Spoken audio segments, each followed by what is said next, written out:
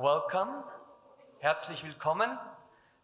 Before I start with introducing you to our conference, I have the honor to invite the head of our department, of the Department of Eastern European History, Christo Augustynowicz, to say his welcomes, and then I will continue with welcoming you to our conference, The Theory and Practice of Non-Territorial Autonomy in Europe. Please, Christoph.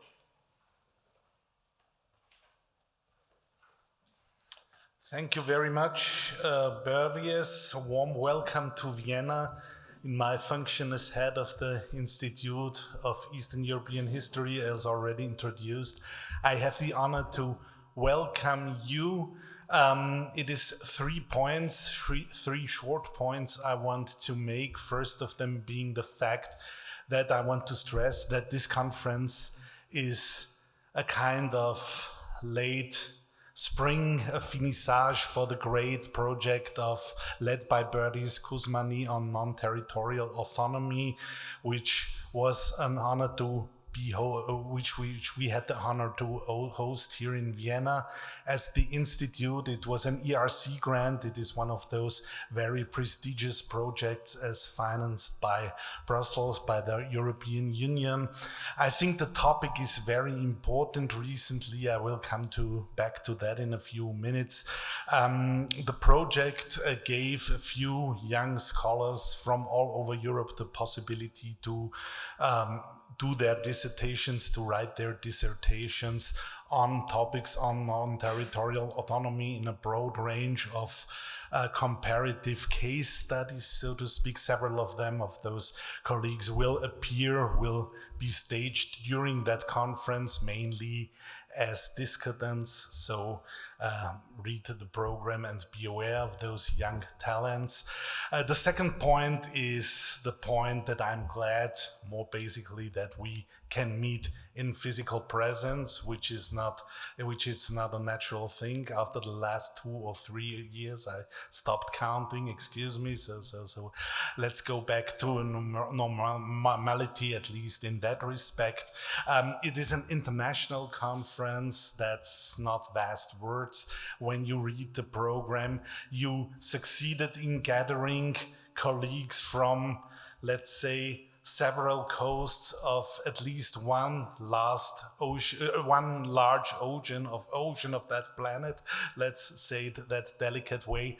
I think it was a good pragmatic decision to make the individuals clear mainly in the program, instead of hosting institutions saying that much, how you very bravely handled pragmatically a rather delicate situation under given circumstances. In any case, we've got a highly international and high-level profile in that conference. And the third point concerns the content. Thanks to all of you, thanks to you, Berries, as the head of the enterprise, thanks to all of you who are participating in this conference for showing to which extent we are in our mental maps or in our approaches biased by always linking ethnical and territorial thinking, and you are trying your best to uncope those two units, those two entities, so to speak. You are showing that ethnical and territorial claims can be treated separately from each other, that they don't necessarily have to compete, that when they are competing, that they don't necessarily are signifying lacks of legitimacy. So thank you very much in that respect. If we can succeed in making that clear, I don't think that we will be able to solve problems here, but we will be able to show them, which is one very fundamental first step, I would say. Concerning our guests, I welcome all of you. I I want to make as briquettes, so to speak, for the introduction and for the conclusion.